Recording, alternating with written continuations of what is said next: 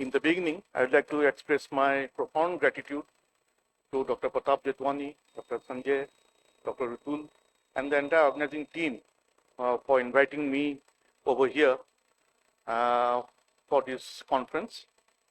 I come from the land of Assam, a land of Ma Kamakha, and I convey her blessing to you all. My topic today is erectile dysfunction, clinical relevance and management. It's a very prominent dysfunction, but the least talked about. The one who suffers from this really knows the pain of it, but it is always kept between the bed sheets, and it is not a matter of laughing because one who really suffers knows the implications of it. So we will be discussing. My topic is vast, so I will request the organizers to give me just 5 minutes extra time so that I can go into the treatment aspect of it. So before I proceed, this is just the anatomy of the male phallus or the penis, wherein you see the two main, this cavernosum, which is the spongeous thing, and in between are the cavernous arteries and the main dorsal artery of the penis. And of course, there's this dorsal vein of the penis which carries the blood away from it. So in a nutshell, this is the main vascular structure of the penis. The blood comes from the dorsal penis vein artery and goes by the penis, this penile vein. And there are two fascias which are very important. One is tunica albuginea and the other is the Buck's fascia. The vein gets compressed between these two fascias, and that's why the erection occurs. This is a very important point to be kept in mind. So this is in a nutshell the basic anatomy of the penis.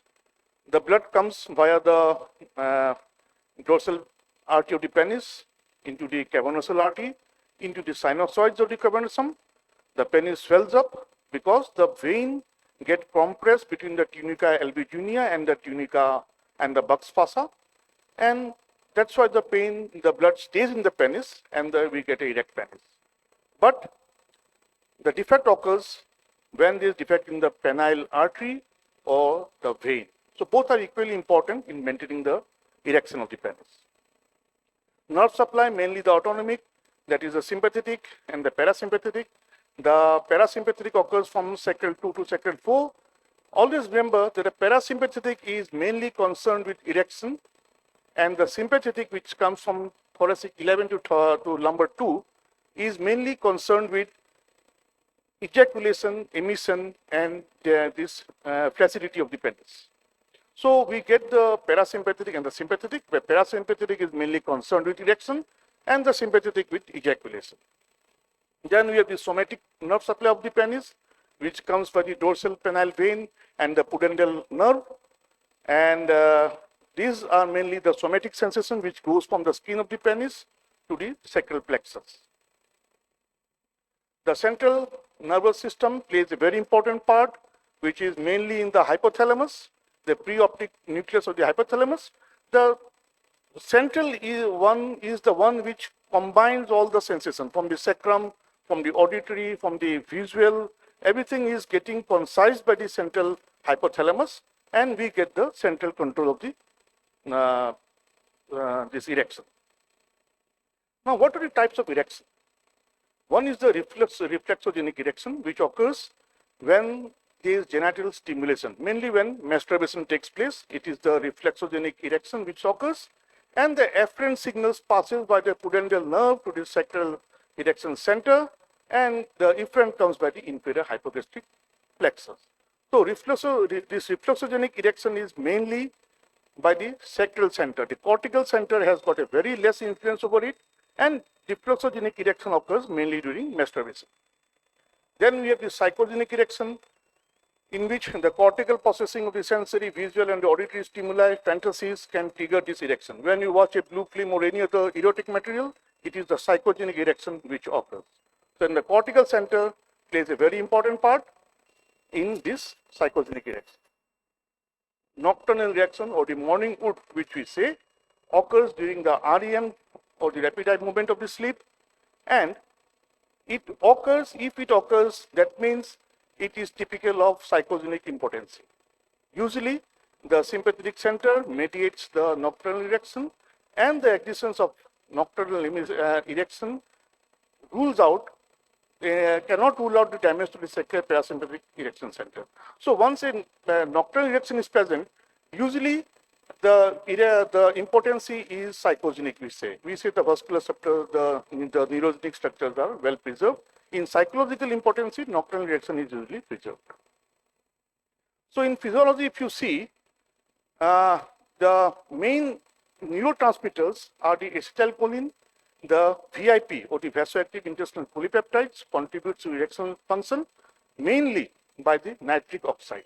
We all know that nitric oxide is the end result which gives rise to vasodilatation in the penile arteries, the cavernosum, and once nitric oxide is being released, there is the smooth muscle relaxation giving rise to increased flow of blood into the penis and ultimately leading to erection.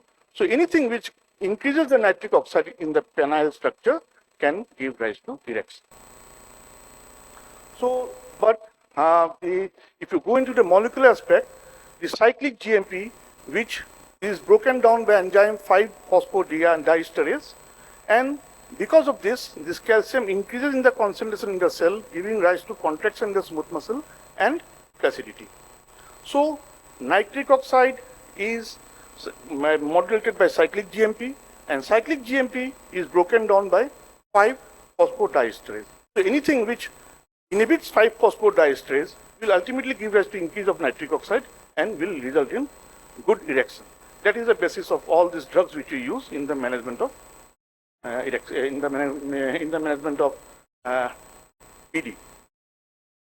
So these are the various phases of erection. I will not go into much of this. So what is the definition of erectile dysfunction? It is the recurrent inability to achieve an erection or to maintain an erection or a noticeable decrease in erectile rigidity during partnered sexual activity. It should persist for 6 months and must have occurred at least 75% of occasions. So it has to persist for 6 months and it should be present in 75% of occasions, and it is a recurrent problem. So that is the definition of ED. And ED is the opportunity actually for us. We all miss it. But it's an opportunity wherein we can diagnose cardiac disease, we can diagnose the LUTS, so the altered cyclic GMP activity. Many anxiety, depression can be diagnosed because of the presence of ED. And of course, hypogonadism or loss of hormones in the body can also be diagnosed by if we dig into the patients suffering from ED. So it's an opportunity, and once a patient of ED comes to us, we should always evaluate them for cardiac dysfunction, for anxiety, depression, for any hormonal disbalance, or any cyclic or the endothelial dysfunction or any neurogenic dysfunction which can be associated with this problem. So ED can be primary and secondary. Primary ED usually we don't find. If it's there, then it is usually because of any guilt, fear, any depression, any childhood abuse and all. So usually we don't come across primary ED, but secondary ED is rampant. Over 80% have an organic etiology, and ED is usually secondary ED. So what is the etiology of ED? This is the vast etiology of ED which you can see, but the most important is vasculogenic. And in vasculogenic, diabetes, dyslipidemia, coronary artery disease, peripheral arterial disease, all veno-occlusive disease, they all come into play. Then we have this neurogenic, wherein the degenerative disease, this peripheral neuropathy, autonomic neuropathy, they all which are present in every diabetic patients are the root cause of ED. Then we have this anatomical. In anatomical, phimosis is a very important cause which you always miss. But every ED patient should be evaluated for phimosis, and many of them, 50% of them will find they have phimosis. And phimosis is one of the most important anatomical causes giving rise to ED. Then there can be trauma to the spinal cord, endocrine like hypogonadism, diabetes, thyroid, adrenal hyperprolactinemia, all this can give rise to ED. And of course drugs, many antihypertensive drugs, many antipsychotic drugs, many antidepressant drugs, antiarrhythmic, they all give rise to ED. And psychogenic cause, of course, is one of the major cause of ED, and it is because of either anxiety, depression, relationship conflict, sex abuse, or infrequent intercourse. There are many reasons for the psychogenic cause of ED. So both organic and psychogenic both play a very important part in the etiology of ED. Now, how do we diagnose whether it is a physical or psychological ED? Physical ED or organic ED usually occurs as a gradual onset. Psychological has a sudden onset. It is in organic, it's a progressive course. Psychological, it is off and on. In organic, it occurs in all situations and with all partners. But in psychological ED, it can be different with different partners. A man may be ED with his wife, but he may be having a normal sex life with his girlfriend. So that is the feature of psychological ED. Better erection in standing position, that is there in organic ED, which is not the case in psychological ED. Morning erection is low or absent in physical ED, but morning erection is usually present in case of psychological ED. So psychological ED and organic ED both contribute to the development of ED, and both have got equal role in the genesis of this disease. Because always some amount of organic ED is always present in every person who suffers from this disease, and psychologically also that is topped up. So psychological element is always there in the background of an organic cause. So both needs to be evaluated once we treat these patients. So how to diagnose and evaluate these patients? History, examination and investigation. All histories, you know how to take any drug history, sexual history, drug history, of course, for any drug abuse and all. Cycling is one of the major cause of ED in the young generation nowadays. Because once you cycle for more than 3 hours in the young patients, they get the nerve plexus around the prostate gets involved, and that gives rise to neurogenic cause of ED, usually in those who go for bicycling for very long periods of time. Then hypogonadism, psychological screening, all has to be done. This is the Princeton 3 consensus, wherein we categorize low risks, intermediate risks, and high risks based on age, hypertension, type 1 diabetes, smoking. These are the various factors. So it is nothing much to say. You all can go through it. But this is a consensus on which we can diagnose the severity of the ED. And all ED patients are cardiac patients. This needs to be kept in mind. So any person with ED should be evaluated by a stress treadmill, and if the stress test is positive, he should be evaluated he should be referred to a cardiologist, or if the risk is very high, he should be evaluated by a cardiologist even without a stress test. So the International Index of Erectile Function categorize ED based on these questionnaires, which we will all find out. Based on this questionnaire, we can see how severe the ED is. Severe ED has a score of 5 to 7, no ED between 22 and 25. So these are the various stages of ED which can be leveled. History, of course, has to be taken. Medical history, surgical history, drug history. Drug history mainly, we must see for any drugs like antihypertensive. Suppose a person is taking beta blocker. Beta blocker will give rise to ED. So we can substitute metoprolol with atenolol. Atenolol has got a low risk of ED compared to metoprolol. So like this, we can always see the drugs which can be the root cause of ED.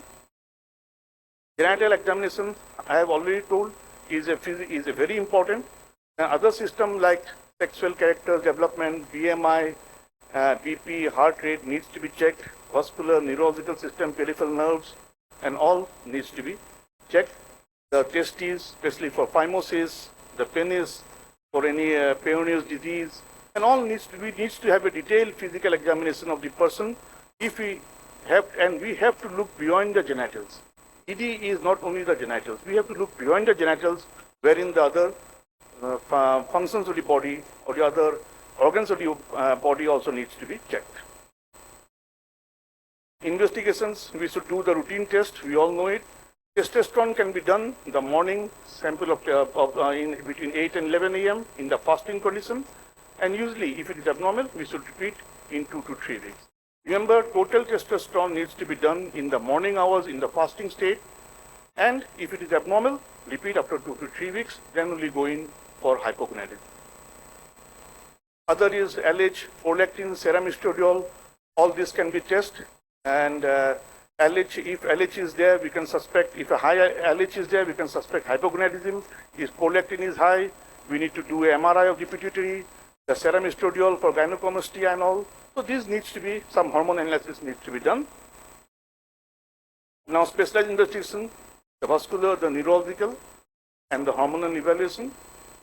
The nocturnal penile terminations test, usually it is done for medical legal purpose, but the intracavernosum injection or the ICI using prostaglandin, once this injection is given intracavernosum, in 10 minutes the erection occurs and it persists for 30 minutes. This means an intact vascular system of the patient. Then we can do a arterography and dynamic infusion cavernosometry or cavernosogram.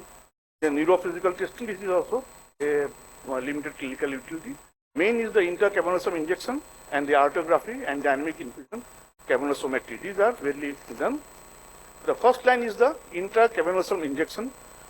This allows the bypass of the neurological and the hormonal influence and directly evaluates the penile blood flow.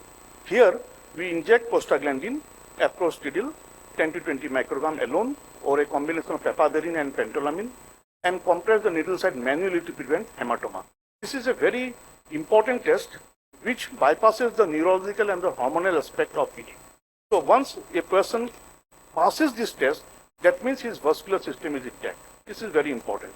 So direct intracavernosal injection with aprostidil or epaverin and pentolamine usually results in erection which persists for about 30 minutes. Second line is the vascular evaluation. We can do a ultrasonographic penile blood flow test which is very reliable. Color Doppler has come up in a very big way, wherein we measure the arterial peak systolic velocity, which should be normally more than 30 centimeter per second, and the end diastolic velocity, which should be below 5. So these two parameters needs to be checked by a color Doppler, which is very reliable and gives a very good result. Just keep the value in mind: more than 35 centimeter of systolic pressure and less than 5 centimeter of diastolic pressure. So cavernosography this measures the penile blood flow following intracavernosal injection of contrast and induction of artificial erection, can identify venous leakage. Not only the artery, the veins are also very important for a good penile rigidity. So venous leak is also very prominent, and that can be picked up only by this cavernosography, wherein you inject the penis with intracavernosal injection of contrast and see whether the erection sustains. If some venous leak is there, that can be taken out by this cavernosography. It shows the venous leak in various parts of the penis. So this is a normal Doppler interpretation of more than 30, less than 5 is normal. Arterial insufficiency is less than 30 and less than 5 is arterial insufficiency. And veno-occlusive prevalence of dysfunction, the systolic is more than 30 and diastolic is more than 5. So more of venous flow is there. So we are getting the venous leakage. Venous leakage, this is what is being shown over here. Doppler form of cavernosal artery at 25 minutes post injection of prostaglandin E demonstrates a high systolic velocity which excludes arterial insufficiency, but a persistent diastolic flow velocity of more than 5 means both the artery and the vein both are raised. So that means there is venous leakage from the penis. And we have got this arteriography wherein we can see the pudendal artery, the other arteries can be visualized for any defects. Now coming on to penile health. We take, sir, I'll just require 5 minutes more time because this topic is very long topic. Penile health is also very important compared to metabolic health, cardiac health. So penile health is also very important. And to keep a good penile health, we need to have some good lifestyle modification. Exercise is the root cause. Second, we should quit smoking, and alcohol should be minimum because they kills the penis, because they are very harmful for the penis. Kegel exercise, which no one does, but Kegel exercise, if done regularly, can improve erection, can improve the penile health. And what is Kegel exercise? You all can Google it up and you can see how to do, but it's very important for every male and female also.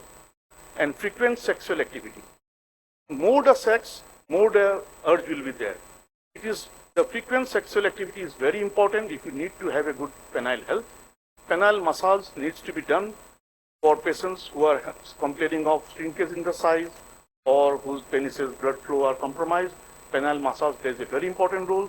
Nowadays, we advocate a low dose of PDE5 inhibitor for a good penile health so that the blood flow to the penis increases. Diets and drugs, of course, are there. So treatment is mainly phosphodiesterase inhibitor 5.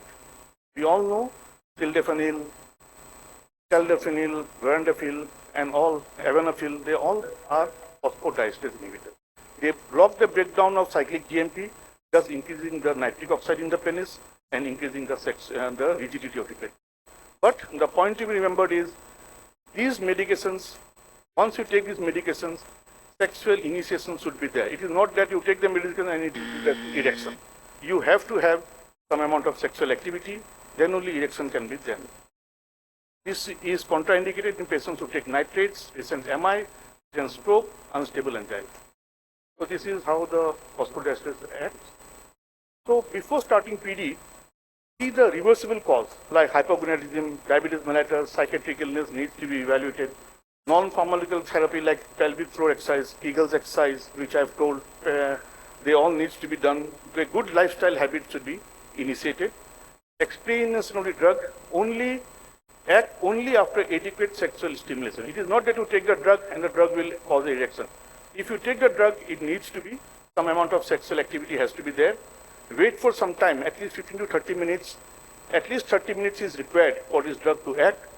Don't take a fatty meal. If you take a fatty meal, the absorption will be affected mainly for sildenafil and verandafil, but not for tadalafil and avanafil.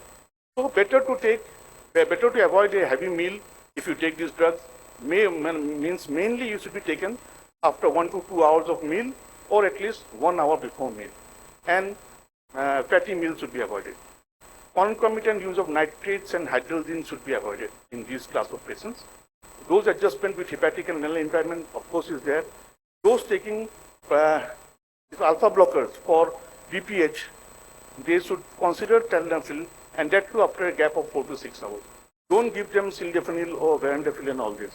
Only give them tadalafil because that is safer to give with alpha blockers. Which is the choice of this drug? Sildenafil is the most effective. A dose of sildenafil can give rise to almost 50% increase in the chance of erection. Tadalafil gives around 33% chance of erection. Verandafil and avanafil are less compared to sildenafil. But sildenafil has got the highest side effect, mainly in the form of flushing, headache, some visual activity and the effect can be there, but acidity can be there. But these are short-term side effects, but it is the most effective.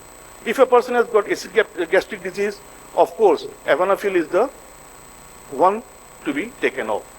Please but conclude, sir. Long term, if the person takes for 2 to 3 days, tadalafil is the drug of choice. Just give me 2 minutes time. Now, those who fail to respond on PDEI, what should they be done? Don't off-level a drug by 1 dose of treatment. He should be given on 6 to 8 trials, and then only we can say that a drug is not acting on him.